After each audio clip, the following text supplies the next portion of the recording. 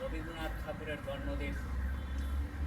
সারা দেশেই এই দিনটি বর্তমান পরিস্থিতিতেও কবিগুরুর প্রতি শ্রদ্ধা নিবেদন করা হচ্ছে। প্রতি বছরই আমাদের বিদ্যালয়ে মহা আড়ম্বরের সঙ্গে আমরা মহাকবি বিশ্বকবির জন্মদিনটি উদযাপন করি। কিন্তু এবছর সারা দেশেই সারা পৃথিবীতেই লকডাউন। সেই পরিস্থিতিতেও আমরা সুদর্শনপুর দ্বারিকা প্রসাদ উচ্চ বিদ্যাচক্রের শিক্ষক শিক্ষিকা ছাত্রছাত্রীবৃন্দ সকলে মিলে আজকের এই প্রভাতে বিশ্বকবি রবীন্দ্রনাথ ঠাকুরের প্রতি আমাদের শ্রদ্ধাঞ্জলি নিবেদন করব। বিশ্বকবি আমাদের মননে, আমাদের চিন্তনে, আমাদের সম্পদে, আমাদের বিপদে তিনি আমাদের রয়েছেন এবং তিনি বিশ্ব মহামানব।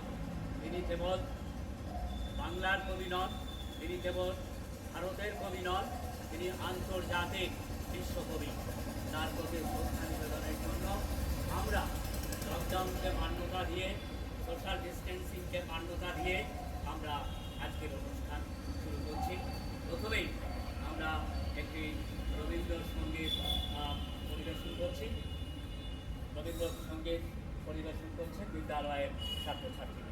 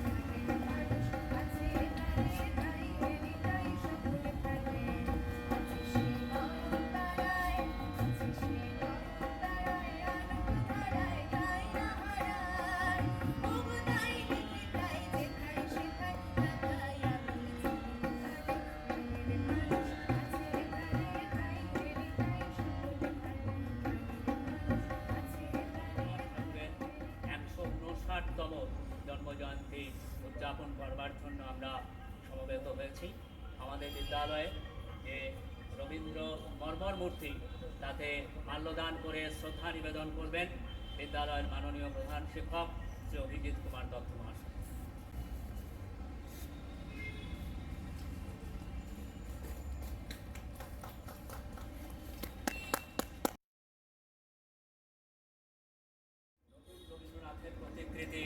আসা হয়েছে।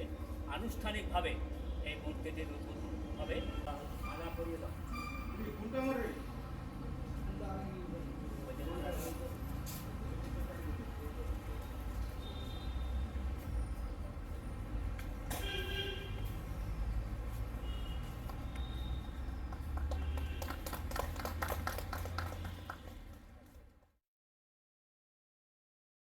আসুন, ওই ফুলগুলো একটু সেটা নিয়ে আয়। অফিসের চাবিটা দিয়ে দাও, হ্যাঁ, খুলে নিয়ে আবার তোমাকে চাবিটা দিয়ে দেবো।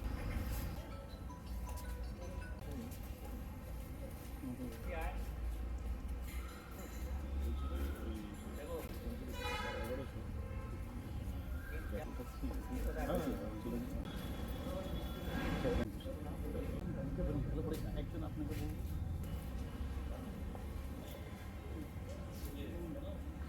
আমাদের বিদ্যালয়ের এক ছাত্র একটি রবীন্দ্র কবিতা আবৃত্তি করে শোনাবে। প্রিয়দর্শী দেবনাথ। ভানু সিংহের পদাবলী থেকে সংগৃহীত।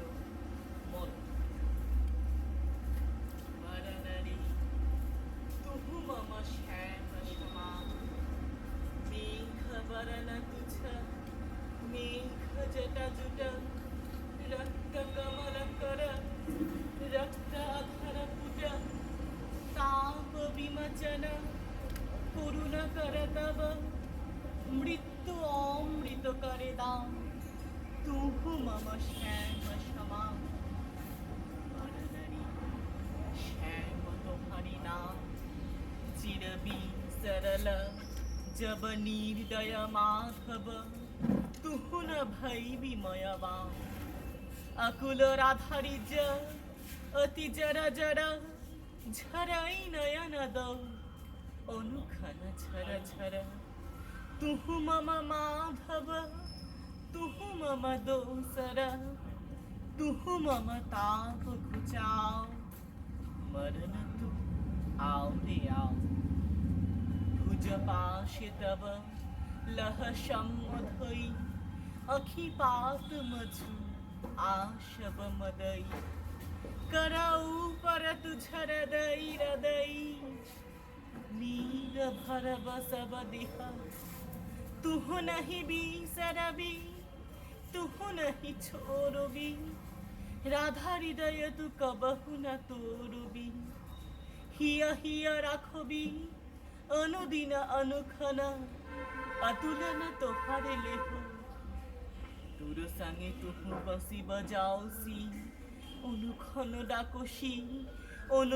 ডাকসি রাধা রাধা রাধা দিবস ফুরাল অবহু মজার বিরহ তাপ তব অবহু ঘুচাব कुंज बाट पर अबहु मधाव सब कछ टूटाइब बाधा गगन शखनव तीरो मग्न भव तरित चकित अति घोर विघरव शाल ताल तरु शबयत बध शब पंथ बिजन अति घोर एकली जाओ तुझ अभिसारी जाक पिया तुहु की भय ताहारी भय बाधा सब अभय मूर्ति धरी पंथ देखाय बमो भानु सिंह कहे छिए छिए राधा चंचल हृदय तोहारी माधव पहु मम पियस मरण से अब तुहु देख विचारी। नमस्कार।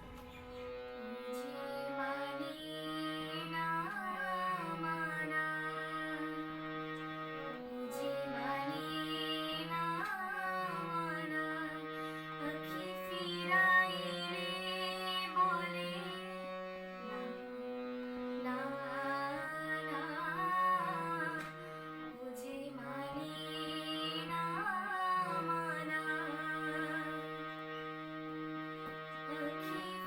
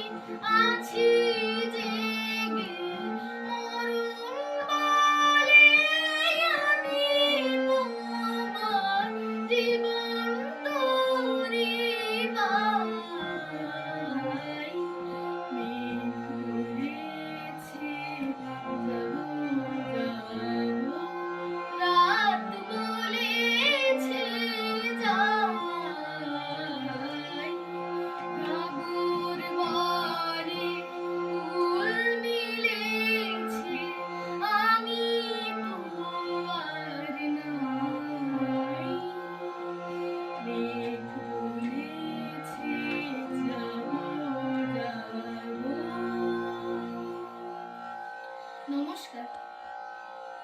রবীন্দ্রসঙ্গীত পরিবেশন করে শোনাবে, তাকে তবলায় সঙ্গত করবে জিৎ দেব।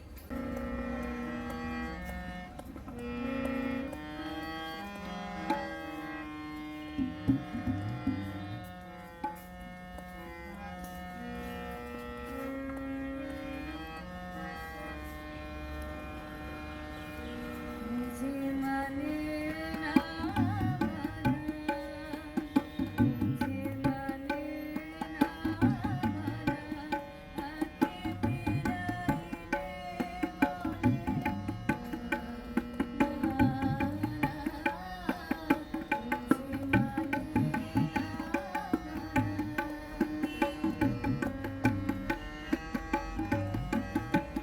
आके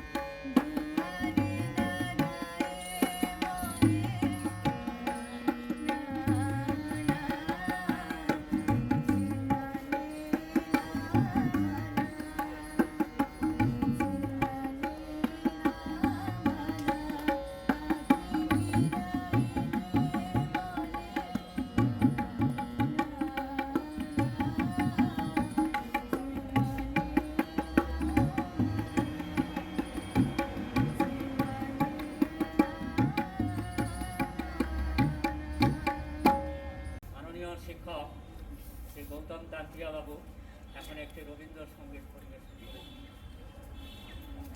আলোকের এই ঝর্ণা ধারায় ডুবিয়ে দাও, আপনাকে লুকিয়ে রাখো ফুলের পাতা।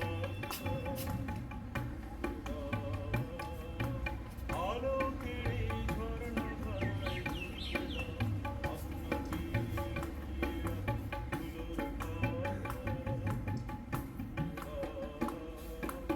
আলোকের এই ঝর্ণা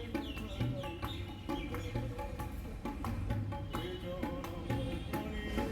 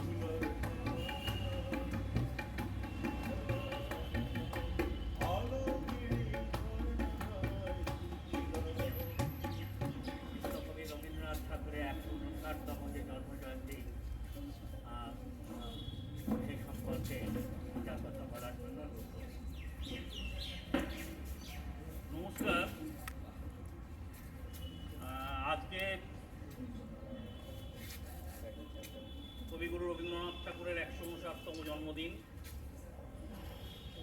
কিন্তু তার সঙ্গে সঙ্গে আজকে আর একটা বিষয় উল্লেখ না করে পারছি না সবার সামনে, যে মানুষটি এতক্ষণ ধরে এই অনুষ্ঠান পরিচালনা করলেন, আমাদের অত্যন্ত কাছের, আমাদের সবার প্রিয় ধীরাজ দা। হয়তো কালের নিয়মে আগামী বৎসর তাকে আজকের এই রূপে হয়তো পাবো বা পাবো, কেননা তার আগেই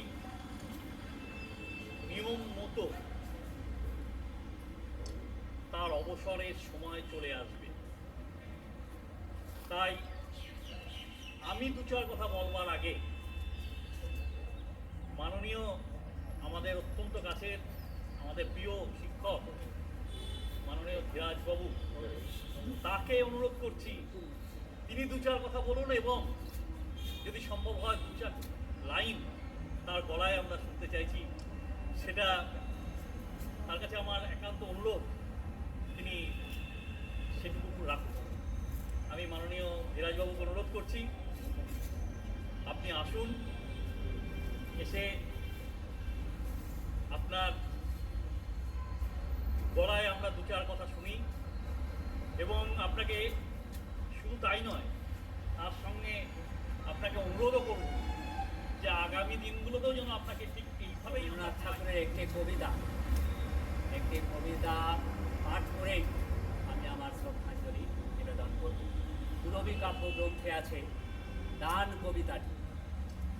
কাকন জোড়া এনে দিলেন যবে, ভেবেছিলেম হয়তো খুশি হবে, তুলে তুমি নিলে হাতের পরে, ঘুরিয়ে তুমি দেখলে ক্ষণেক তরে, করেছিলে হয়তো গিয়ে ঘরে, হয়তো বাতা রেখেছিলে ফুলে, এলে যেদিন বিদায় নেবার রাতে, কাকন দুটি দেখি নাই তো হাতে, হয়তো এলে ভুলে, দেয়ছে জানা কি দশা পায় তাকে, দেওয়ার কথা কেনই মনে রাখে, পাকা যে ফল পড়ল মাঠের টানে, শাখা আবার চাই কি তাহার পানে, বাতাসেতে উড়িয়ে দেওয়া গানে, তারে কি আর স্মরণ করে পাখি, দিতে যারা জানে সংসারে, এমন করেই তারা দিতে পারে, কিছু না রয় বাকি।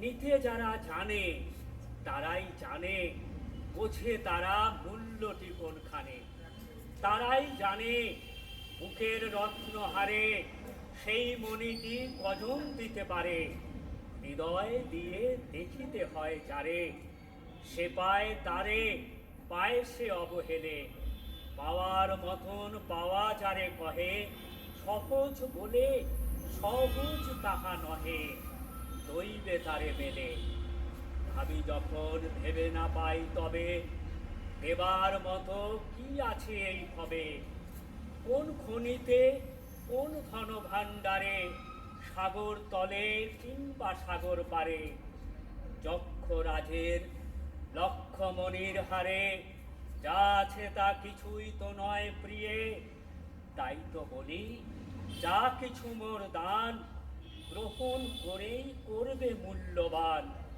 আপন হৃদয় দিয়ে।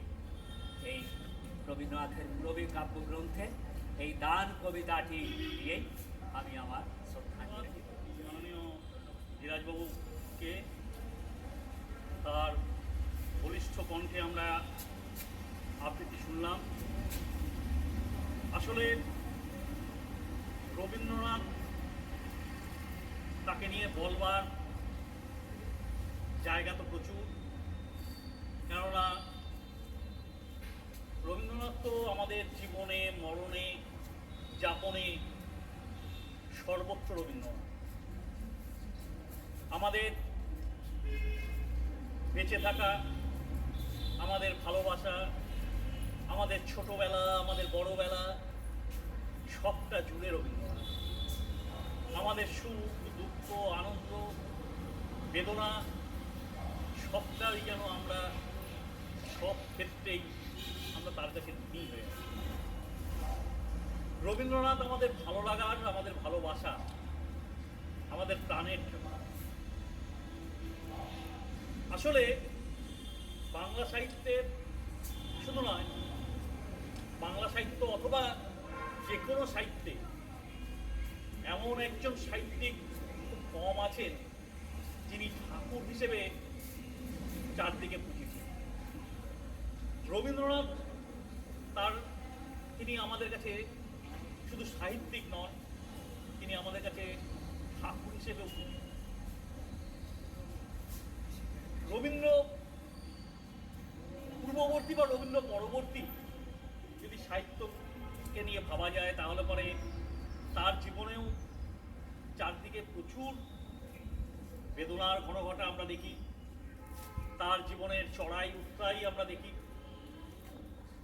পাশাপাশি রবীন্দ্রনাথ শুধুমাত্র তো শুধুমাত্র সাহিত্যিক রবীন্দ্রনাথ নয়, তার যদি যে বিরাট কাজ, সেই কাজগুলোকে যদি আমরা বিভক্ত করি বিভিন্নভাবে, তাহলে পরে তার একদিকে দেখবো আমরা শিশু সাহিত্যিক, শিশু রবীন্দ্রনাথ, একদিকে কিশোর রবীন্দ্রনাথ, একদিকে বড় রবীন্দ্রনাথ। রবীন্দ্রনাথের বিভিন্ন পর্যায়ে আমরা তার লেখার মধ্য দিয়ে দেখতে পাই। আবার শুধুমাত্র সাহিত্যিক হিসেবেই বা নাট্যকার হিসেবেই কিন্তু রবীন্দ্রনাথ আজ আমাদের কাছে ধরা দেননি। পাশাপাশি তার যে জীবন আচার্য, তার সবটা নিয়ে যদি আমরা ভাবি, তাহলে পরে আমরা দেখব যে রবীন্দ্রনাথ একদিকে যেমন সাহিত্যিক, একদিকে যেমন নাট্যকার, একদিকে যেমন প্রাবন্ধিক, একদিকে যেমন কবি, তার পাশাপাশি তিনি কিন্তু সমাজ সংস্কারকও বটে আমাদের। এবং শুধু তাই নয়, তিনি একদিকে যেমন সমাজ সংস্কারক, একদিকে শিক্ষা বিস্তারে তার ভূমিকা গোটা পৃথিবীব্যাপী, আবার তার পাশাপাশি শিল্প ভাবনাতেও রবীন্দ্রনাথ কিন্তু যথেষ্ট, তার যে বিভিন্ন পরামর্শ, সেটাও কিন্তু কোনো অংশে কম নয় আমাদের ভারতবর্ষের শিল্প সাহিত্যের ক্ষেত্রে। আজকের যে চলচ্চিত্র, সেই চলচ্চিত্রতেও কিন্তু রবীন্দ্রনাথের অবদান কোনো অংশে কম বলা যাবে না। ভারতবর্ষের প্রথম সবাক চলচ্চিত্র 1930 সালে, সেখানেও কিন্তু, এবং পৃথ্বীরাজ কাপুরের যে কাপুর থিয়েটার, যার মধ্য দিয়ে ভারতবর্ষের শিল্প জগতের পথ চলা শুরু, সেখানেও কিন্তু রবীন্দ্রনাথের অবদান ভীষণভাবে থেকে গেছে।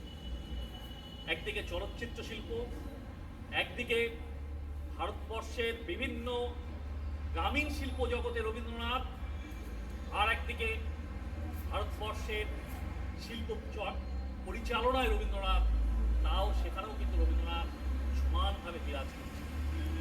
আজকের এই আবহে দাঁড়িয়ে, বর্তমান পরিস্থিতিতে আমরা সবাই গৃহবাসী, গৃহবন্দী বলবো না, গৃহবাসী আমরা সবাই। আজকে বর্তমান পৃথিবীর যে অবস্থা, সেই অবস্থায় দাঁড়িয়ে স্বাভাবিক নিয়মে আমরা আমাদের যে স্কুলের যে পরিচিত গণ্ডি, পরিচিত পরিবেশ, সেই পরিবেশ আজকে আমাদের এখানে নেই, এটা ঠিক কথাই। আজকের এই দিন আমাদের বিদ্যালয়ের যে ছাত্রছাত্রীরা তাদের বড় কাকুলিতে যে ভরে থাকে, সেই পরিবেশ হয়তো আজকে নেই। আজকে দূর সঞ্চারের মধ্য দিয়ে বিভিন্ন পরিকল্পনা হচ্ছে, বিভিন্ন পাঠ পরিকল্পনা হচ্ছে, বিভিন্ন শিল্প পরিবেশনের পরিকল্পনা হচ্ছে, কিন্তু রবীন্দ্রনাথের যে জীবন আদর্শ এবং জীবনচর্যা, সেটাকে যদি আলোচনা করি, তাহলে পরে আমরা কিন্তু সেখানেও দেখব যে রবীন্দ্রনাথের সমগ্র জীবন ব্যবস্থাতে সেখানেও কিন্তু এই ধরনের মহামারী, এই ধরনের অতিমারী ভীষণভাবে প্রভাব বিস্তার করেছিল। মূলত আমার যতদূর মনে পড়ছে, 1861 সালে রবীন্দ্রনাথের জন্ম, পরবর্তী কালগুলোতে, সেই সময়, কেননা রবীন্দ্রনাথ হচ্ছেন এমন একজন কবি যিনি একদিকে 19বিংশ শতাব্দীর কবি, আর একদিকে 20 শতাব্দীর কবি। 19বিংশ শতাব্দীর একেবারে শেষ সময়ের দিকে রবীন্দ্রনাথের জন্মের পরবর্তী সময়ে গোটা বাংলাদেশ, গোটা ভারতবর্ষের প্রায় কিছু অংশ, কলকাতা এবং বাংলাদেশের বেশ কিছু অংশে তখন মহামারীর প্রকোপ, এবং সেটা সম্ভবত প্লেগ মহামারীর প্রকোপ তাকে কিন্তু অনেকটাই ঘরমুখী করে তুলেছিল। যদিও তিনি বাড়িতে থাকতে ভালোবাসতেন, তার ভীষণ পছন্দের জায়গা ছিল তার ঘর, তার বারান্দা, বাড়ির বারান্দা, সেটা ভীষণ পছন্দের জায়গা ছিল। তিনি তথাপি তাকে কিন্তু বাড়িতে থাকা থেকে সেই সময় বাড়িতে অবস্থানকালে বা বাড়িতে অবস্থান করে সেই সময় তার যে বিভিন্ন শিল্প চর্চা এবং তার পড়াশোনার পরিধিকে কিন্তু অনেকটা বাড়িয়ে নিয়ে যেতে সাহায্য করেছে। পরবর্তীকালে বিংশ শতাব্দীর একেবারে শেষের দিকে, প্রথমের দিকে যদি আমরা দেখি, তার জীবন কালের একেবারে শেষের দিকে 1930 সাল নাগাদ বাংলায় ভীষণভাবে কলেরা মহামারী আকার ধারণ করে, এবং সেই সময়গুলোতেও রবীন্দ্রনাথ কিন্তু বাড়িতে বসে থাকেননি। সেই সময়গুলোতেও কিন্তু রবীন্দ্রনাথের যে সমাজ সংস্কারকের ভূমিকা, সেই সমাজ সংস্কারকের ভূমিকাও কিন্তু আমরা ভীষণভাবে দেখেছি রবীন্দ্রনাথ। আজকের যুগে দাঁড়িয়ে আমরা শুধুমাত্র রবীন্দ্রনাথকে সেই তার সাহিত্য চর্চা, তার নাটক, তার কবিতা, সেটা নিয়ে শুধু আলোচনা করলে হবে না। সেই জায়গায় দাঁড়িয়ে রবীন্দ্রনাথ একদিকে যখন ভারতবর্ষের মাটিতে চারদিকে উত্তাল আবহাওয়া, চারিদিকে বিপ্লবী আন্দোলন চলছে, চারদিকে স্বাধীনতা সংগ্রামের যে পরিধি, সেই পরিধির মধ্যে দাঁড়িয়েও কিন্তু রবীন্দ্রনাথ বাইরে বেরিয়েছেন।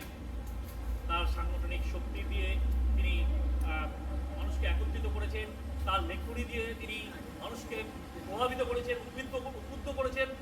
ঠিক তার পাশাপাশি রবীন্দ্রনাথের আমরা যদি সমাজ সংস্কারকের ভূমিকায় যদি আমরা খেয়াল করি, তাহলে পরে সেখানেও আমরা দেখব যে অতিমারির দিনগুলোতে, মহামারীর দিনগুলোতে চারদিকে মানুষ যখন ব্যতিব্যস্ত হয়ে আছে, সেই সময়ও কিন্তু রবীন্দ্রনাথ বাইরে বেরিয়ে মানুষের সহচর্যে, বিশেষ করে শিলাইদহে তিনি অবস্থানকালে সেই তার যে জমিদারির অংশ, সেখানে কিন্তু তিনি খুব একেবারে সামনে থেকে এই নেতৃত্ব দিচ্ছেন এবং তার যে প্রজাবর্গ তাদের কাছে গিয়ে তাদের সুবিধে অসুবিধের কথা শুনছেন। এবং এই প্রসঙ্গে একটা কথা বলে রাখি, সম্ভবত 1931 সাল নাগাদ শান্তিনিকেতনে রবীন্দ্রনাথ অবস্থান করছেন। এই সময় বাংলাদেশের এক জমিদারের ছেলে সম্ভবত সেখানে পড়াশোনা করছে, এবং চারদিকে শান্তিনিকেতন এবং সেই অঞ্চলে, শান্তিনিকেতন এই অঞ্চলটা যদিও তথাকথিত নিম্নবর্গের বেশ কিছু মানুষ, অর্থাৎ আমাদের ভারতবর্ষের যাদের আমরা জনজাতি মানুষ বলি, সেই জনজাতি মানুষ দ্বারা অধ্যুষিত একটা অঞ্চল, সেখানে পড়াশোনার অবস্থা খুব হয়তো প্রসারিত ছিল না। সেই সময় সেই জায়গাতে দাঁড়িয়ে রবীন্দ্রনাথের শান্তিনিকেতন, শ্রীনিকেতনে তার যে পড়াশোনার জায়গা তৈরি করা, এবং সেখানে কিন্তু রবীন্দ্রনাথ সেই যে ছেলেটি উঠতে গেছে, হঠাৎ তিনি শুনলেন একদিন রাত্রেবেলায় রবীন্দ্রনাথ তার যে শান্তিনিকেতনের যারা যেত, যারা থাকতো সেখানে আবাসিক পড়াশোনার ব্যবস্থা ছিল, সেখানে যারা থাকতো সেখানে তিনি প্রতিদিন সন্ধ্যাবেলা ঘুরতে যেতেন, তাদেরকে পরিচর্যা করতে যেতেন। হঠাৎ একদিন তিনি দেখলেন যে একটি ছেলে জ্বরে আক্রান্ত হয়েছে এবং তার কোনো খোঁজ নেই, সে কাঁদছে, রাত্রেবেলা সে কাঁদছে। তাকে কোলে করে নিয়ে এসে তার ঘরে নিয়ে এসে তার পরিচর্যা করে পরের দিন তাকে যথাযথভাবে তার দেবের কাছে পাঠানোর ব্যবস্থা করা, এবং পরবর্তীকালে ছেলেটি দুরারোগ্য ব্যাধিতে আক্রান্ত হওয়া, এবং সেটা এই যে এই আবহাওয়াটা, মানে এই কাজটা করেছেন সেটা বড় কথা নয়, কিন্তু সে বুঝতে হবে যে সেই সময়টা বাংলাদেশে মহামারীর আকার নিয়েছে ম্যালেরিয়া, প্লেগ। সেই আবহে দাঁড়িয়ে রবীন্দ্রনাথ কিন্তু সামনে থেকে তার কাজ পরিচালনা করছেন, তার সমাজ সংস্কারের ভূমিকা তিনি কিন্তু পরিচালনা করছেন। এইখানেই রবীন্দ্রনাথের আজকের জায়গায় দাঁড়িয়ে রবীন্দ্রনাথকে ভাবনার জায়গা হচ্ছে এটা, যে আমরা যদি সত্যিকারের এই রবীন্দ্র ভাবনায় যদি ভাবিত হতে চাই, আমরা যদি সত্যিকারের রবীন্দ্র আদর্শ যদি প্রাণিত হতে চাই, তাহলে পরে কিন্তু শুধুমাত্র আমাদেরটুকু ভাবলে হবে না, এই সমাজটা কিভাবে ভালো থাকে, আমাদের চারপাশটা কিভাবে ভালো থাকে, সেই ভাবনা যদি আমরা ভাবতে পারি, তাহলে তাহলে পরে আজকের জায়গায় দাঁড়িয়ে, আজকের দিনে দাঁড়িয়ে আমাদের পাশের যে সুন্দর জায়গা, সুন্দর পরিবেশটা, সেই সুন্দর পরিবেশটাকে আরও সুন্দর করে তুলবার যদি অনুপ্রেরণা আমরা তার লেখাতে পাই, তার ভাবনাতে পাই, তাহলে পরে আজকের দিন পালনের সার্থকতা হবে। এই বলে সকলকে ধন্যবাদ জানিয়ে সবাই ভালো থেকো, সুস্থ থেকো, সবার মঙ্গল কামনা করে আবারও তার প্রতি আমার সশ্রদ্ধ প্রণাম নিবেদন করে আমার দর্শন এবং আমাদের কাছে রবীন্দ্রনাথ আজও কতটা প্রাসঙ্গিক, কতটা তিনি আমাদের মধ্যে রয়েছেন খুব সুন্দরভাবে প্রাঞ্জল ভাষায় বললেন। এবং সেই সঙ্গে সঙ্গে আমাদের কবি প্রণাম অনুষ্ঠান আমরা এখানেই শেষ করছি। সকলে ভালো থাকবেন, সকলে ভালো থেকো।